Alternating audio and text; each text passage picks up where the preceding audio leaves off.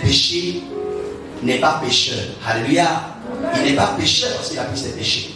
Mais toi, quand tu prends sa justice, tu deviens justifié. Tu deviens juste. Alléluia. Lui, il a pris tes péchés pour que tu sois libéré. Mais je vais t'encourager, toi, à prendre sa justice. Alléluia. Ce n'est pas facile, c'est vrai. Tu as besoin de ça pour que les espoirs se produisent dans ta vie. Sans la justice de Dieu, cet espoir ne peut pas se réaliser. Sans la justice de Dieu, cette grâce ne peut pas parvenir à ta vie.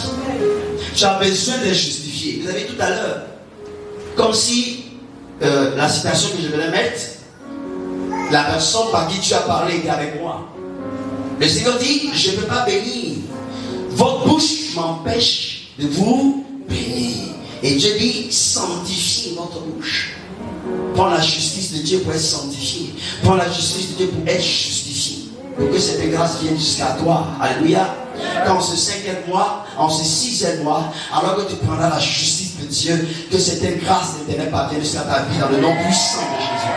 Que l'Éternel te localise et te favorise. Que le bonheur et la grâce t'accompagnent de jour comme de nuit. Au nom de Jésus. Josué 1, verset 7. On va lire cette parole qui va être notre boussole. C'est Dieu qui parle. Je dis à Josué, fortifie-toi seulement et aie bon courage. Alléluia. On a dit petit courage? On a dit petit courage? Bon courage. Dieu parle à Josué, il dit aie bon courage. Alléluia. En agissant fidèlement selon toute la loi que Moïse, mon serviteur, t'a prescrite. Il dit ceci encore, ne t'en détourne ni à droite ni à gauche. Et il dit maintenant par suite, afin, alléluia, afin de réussir dans tout ce que tu entreprendras. Alléluia. Alléluia. Fortifie-toi seulement et aie bon courage en agissant fidèlement selon toute la loi que Moïse, mon serviteur, t'a prescrite. Ne te détourne ni à droite ni à gauche afin de réussir dans tout ce que tu entreprendras. Alléluia. Le Seigneur dit, avant que la Bible ne parle de réussir, dans le texte que nous avons lu, réussir est presque vers le bas. Quelqu'un me suit? Réussir est presque vers le bas. Petit comme ça. Alléluia. Mais regardez tout ce qui est en haut avant réussite. J'ai voulu juste qu'il mette ça pour dire à quelqu'un dans cette salle, le chrétien aujourd'hui, son problème, c'est que lui, parce que quand il a mis son pied à l'église, tout n'a qu'à fleurir pour lui. Dieu, le grand Dieu qui est en haut, que toi tu dis du pries, il se lève, il parle à quelqu'un qu'on appelle Josué. Il dit pas Josué, comme je t'ai choisi, tiens la réussite. Je parle à quelqu'un? Est-ce que je parle à quelqu'un? Ici, là, ce n'est pas conversation Moïse et quelqu'un, c'est Dieu et puis Josué. Le grand Dieu qui est en haut, il dit Josué, c'est moi qui te choisis. Mais il n'a pas dit Josué, parce qu'il t'a choisi, tiens la bénédiction, tiens la réussite. La Bible me montre qu'il a conditionné. Dis-moi Amen. Dieu choisit quelqu'un qu'on appelle Josué, il a dit son fils. Toi-même, à la limite, même tu es un peu de langue de dehors. Mais lui, il a choisi. Regardez vous-même. Avant que Dieu ne parle de réussir à Josué, il dit fais ceci, fais ceci, fais ceci. Quand tu vas faire tout ça, enfin, elle dit, de ce que tu feras, va conditionner, va t'amener la réussite. Alléluia. L'autocrate, tu es l'autocrate pour rien. Parce que tu n'as pas compris que Dieu, il ne distribue pas la bénédiction. L'autocrate, découragé, tu décourages pour rien. Parce que tu n'as pas compris que Dieu, il ne distribue pas la réussite. Il conditionne la réussite. Amen. J'ai dit toujours avec Dieu, la seule chose que Dieu t'a donné quand tu te demandes, c'est le salut. Le jour où tu dis Seigneur, je te donne ma vie, il dit tiens Jésus, viens à moi pardon pour être mon fils. Mais tout le reste, Dieu conditionne.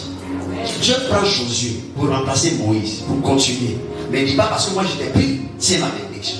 Il dit fais ceci, fais ceci, fais ceci. Quand tu vas faire tout ça, c'est alors que je vais rentrer dans ta réussite. Alléluia. Quelqu'un qui t'a guéri ce matin? Tu fais quoi pour que Dieu te bénisse? Tu fais quoi? Non, réponds, c'est ça. Tu fais quoi? Tu fais quoi avec Dieu? Tu fais quoi pour Dieu? Tu marches comment avec Dieu? Pour que tu sois quelqu'un qui est dans la prison, je vais ici depuis longtemps, je ne vois rien. Mais tu fais quoi pour Dieu? Respectes-tu les conditions que tu as mises pour qu'il te bénisse? C'est qu'elle dit. Chrétien, on vous a blagué. Et bien agir, tu as pu souffrir. Bien aimé, il va te délivrer. Mais pour te bénir, tu dois mériter. C'est sa vie. La bénédiction de Dieu n'est pas distribuée. La bénédiction de Dieu est méritée. Retiens ça à vie. Toi qui pensais que quand on rentre dans l'église, quand il va son dernier, il y a tout est glorieux dont on est béni, tu rêves. Dieu, il bénit sous condition. Alléluia. Et va relire ça encore. Médite. Va donner ça à notre pasteur. S'il est vraiment pasteur, qui te dit réellement la vérité. Ça, c'est pas toi, c'est pas moi qui écris. Comment Dieu choisit quelqu'un? Mais il dit pour que je te bénisse, pour que tu réussisses. Fais ça d'abord, fais ça d'abord. Regardez, il dit, aie bon courage. Première des choses. Deuxième chose, il dit, agis fidèlement selon ce que Moïse t'a appris. Waouh! Moïse, c'est ce que le pasteur t'enseigne.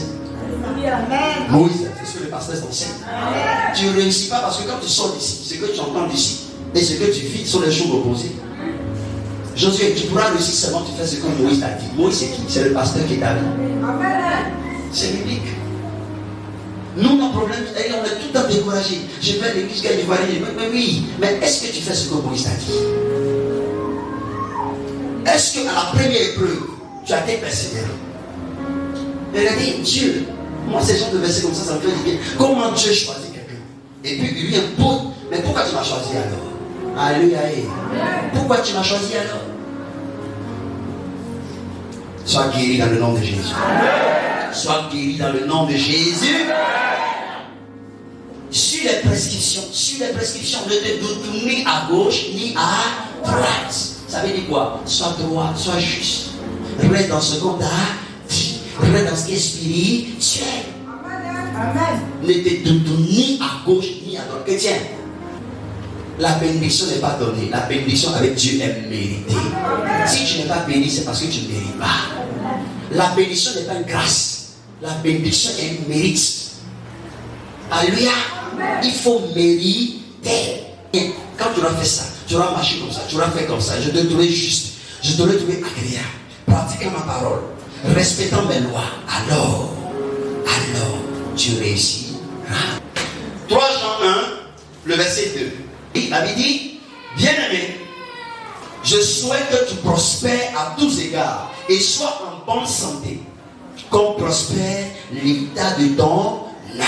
Alléluia. Chrétien, la prospérité est de Dieu.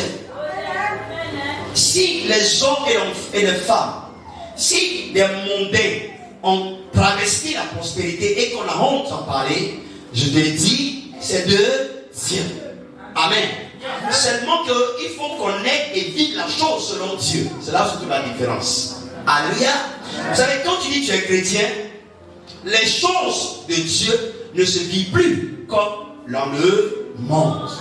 Si celui qui pense que lui il est prospère, c'est quand il se promène à voiture prêtée, quand il se promène à voiture louée, quand il fait bling bling sur les réseaux sociaux, c'est là qu'il pense que c'est pas prospérité, c'est selon le monde, c'est selon le diable. Alléluia. Alléluia. Mais la prospérité, la petite définition que moi je peux donner, parce que moi je vais donner ma petite définition, la prospérité, c'est tout simplement quand tout marche agréablement. Alléluia. C'est quand tout marche bien. Quand on dit quelqu'un prospère, un exemple, mes affaires prospèrent, c'est tout simplement quand mes affaires avancent bien. Alléluia. Ma vie est prospère, c'est quand ma vie avance agréablement. Alléluia. Donc la prospérité, c'est l'agréable que tu vis dans quelque chose. Alléluia. Quand tu dis je suis prospère financièrement, c'est que financièrement tout va bien. Alléluia. Quelqu'un peut être très prospère financièrement, mais ne pas se mettre dans la rue de faire des bulles de mousse à Mercedes. Mais pourtant il est prospère. Alléluia. Alors que ton Dieu te donne d'être prospère. Que ton Dieu te donne d'être prospère. Prospère à tous égards. Que ce soit dans les finances, prospère. Dis-moi amen.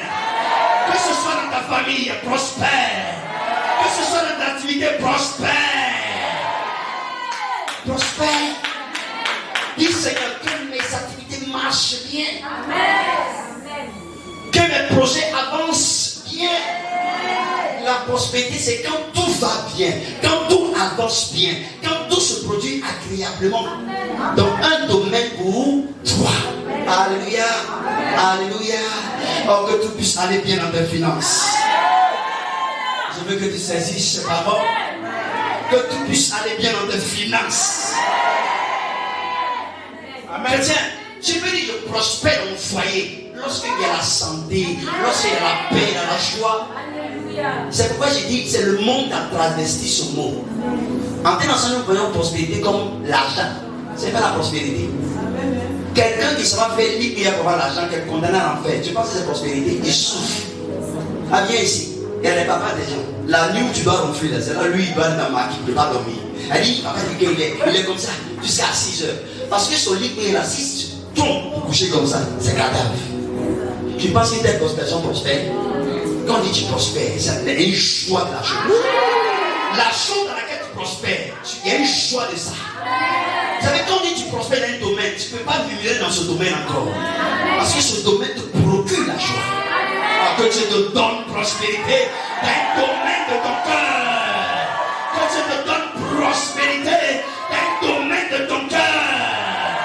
Yes. Si tu veux prospérer dans tes finances, que Dieu te l'accorde. Tu veux prospérer dans ton foyer, que Dieu te l'accorde. Tu veux prospérer dans le ministère, que Dieu te l'accorde. Tu veux prospérer dans tes projets, que Dieu te les accorde. Je prospère dans tes études. Prospère dans tes études. Vous savez, quand on dit quelqu'un dit je prospère dans mes études, chaque année il valide une avance. C'est pourquoi la prospérité, c'est pas l'argent. C'est quand tu réussis agréablement dans quelque chose. C'est quand quelque chose avance pour toi. Quelqu'un s'est payé, il part, s'est payé, il s'en va. Terminal, il s'en va. Bac, il s'en va. Il s'en va. On dit la personne prospère dans les études.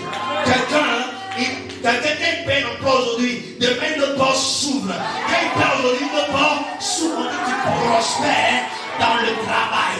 Que ce soit ta passion. Que Dieu t'accorde sa grâce. Alléluia. Oh, tu dois aspirer à ça. Tu dois aspirer à ça.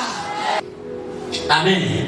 Vous voyez, Dieu, avec notre régime, nous a créé en 3 entités, corps, âme et esprit. Alléluia. Voici ces 3 entités que nous sommes. Il y a ce corps que j'ai habillé, il y a l'esprit en moi et il y a mon âme. Amen. Ces 3 entités constituent ma personne devant Dieu. Alléluia. Mais je peux même tellement te montrer quelque chose et te dire quelque chose d'important. Vous savez, ces 3 entités, chacune de ces entités va avoir un résultat à partir d'une seule chose. Suis-moi. Regarde, prenons le corps. Dis le corps. Dis le corps. Pour que je sois en forme physiquement, pour que je sois en forme physiquement, il faut quoi? Il faut la santé du corps. Est-ce que quelqu'un commence à me suivre? Suis-moi. Donc pour la forme physique, je suis percutant.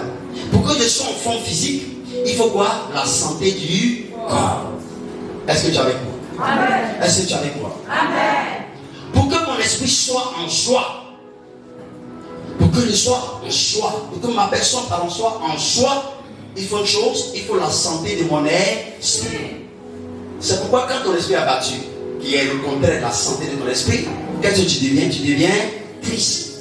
Là, c'est quelqu'un avec moi-même. Tu peux m'en faire ici. Chrétien, pour que je sois en forme physiquement, il faut la santé de mon corps. Pour que je sois heureux, en joie, épanoui, il faut la santé de mon esprit. Maintenant, tu as quelqu'un et pour l'âme. Et pour l'âme. Et pour l'âme. Alléluia. Le verset qu'on vient de dire nous révèle. C'est pourquoi tout à l'heure je dis, si nous sommes chrétiens, notre prospérité n'est plus comme le monde.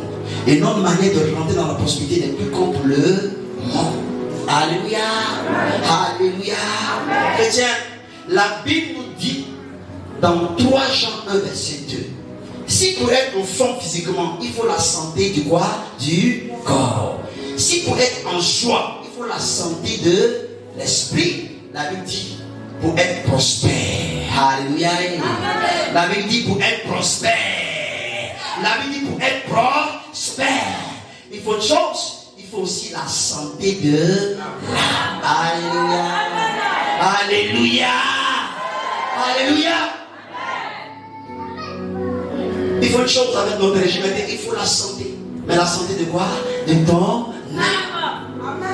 J'ai annoncé, maintenant je ne suis pas pour comprendre. Chrétienne, enfant de Dieu, nous tous qui sommes là, tu ne vas jamais prospérer. Écoute bien. Tu ne vas jamais prospérer parce que tu as 10 affaires. Tu peux avoir 10 affaires. Mais ces 10 affaires ne peuvent jamais donner le résultat que tu cherches. Alléluia. Si quelqu'un qui ne connaît pas Jésus, ces 10 affaires lui donnent 10 milliards. Toi, si tu es dans le Seigneur, tes 10 affaires ne vont pas forcément te donner la chose. Parce que tu as une condition, ta prospérité. Par un élément d'abord, c'est la santé de ton âme. Alléluia. C'est la santé de ton âme.